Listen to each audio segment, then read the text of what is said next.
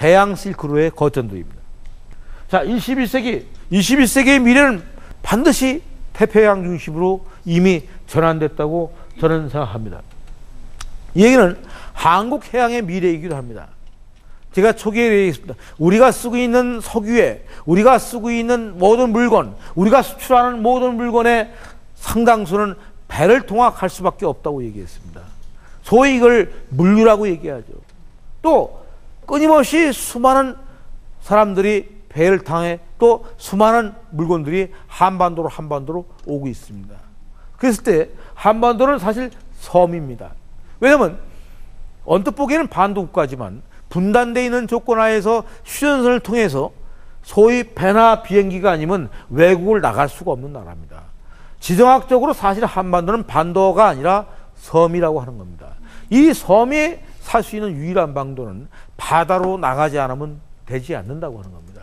그래서 제 강의의 주안점은 과거의 역사를 생각하면서 우리가 바다에 갇혀 식민이 되고 또 바다로 나가 우리가 큰 일을 이루었다는 것을 잊지 마시고, 우리들은 지난 우리가 바다를 무시하고 바다를 어떻게 보면 깔보고 바다를 경시했던 정책을 뛰어넘어서 21세기 태평양 시대의 주역답게 중국, 일본을 포함해서 또 약진하는 저 밑에 있는 말레이시아라거나 신흥국가들, 인도네시아, 우리가 생각하는 상상을 초월할 정도로 수많은 나라들, 예를 들어서 인도네시아 같은 나라들은 우리가 언뜻 보기에는 우리보다 못 사는 것 같아도 엄청난 자원과 1억이 넘는 엄청난 인구와 엄청난 파워를 갖고서 또 수많은 섬을 가진 해양국가라고 하는 겁니다. 자, 베트남도 보면 언뜻 보기에는 반도처럼 길게 된 나라지만 위에서 사이공과 하노이까지 가는 그 아주 긴 해변을 갖고 있는 해양국가입니다. 과거에 다낭 같은 데는 과거에 굉장히 중요한 국제 무역항이 있던 데입니다. 중국도 보세요. 상하이로부터 저 퓨전성까지, 또 홍콩, 마카오까지, 또 최근에는 하이난성까지, 또 위에는 따레너고 또 텐진까지 엄청난 약진을 거듭하는 것이 중국의 해양에 있는 도시들입니다.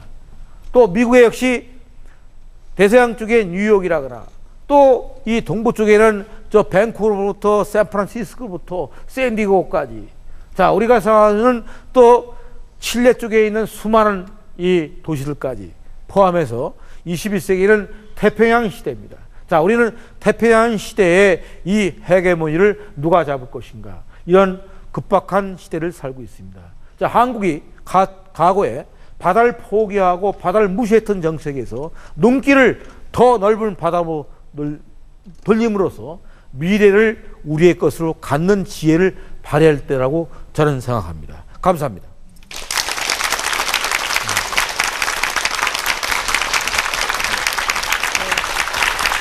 네, 해양에서 문명을 꽃피웠던 도시 이야기들 잘 들어봤고요. 또 한국 해양의 미래에 관한 이야기까지 들어봤습니다. 한국 해양의 미래 밝다고 보시는 건가요? 당연히 밝죠. 네.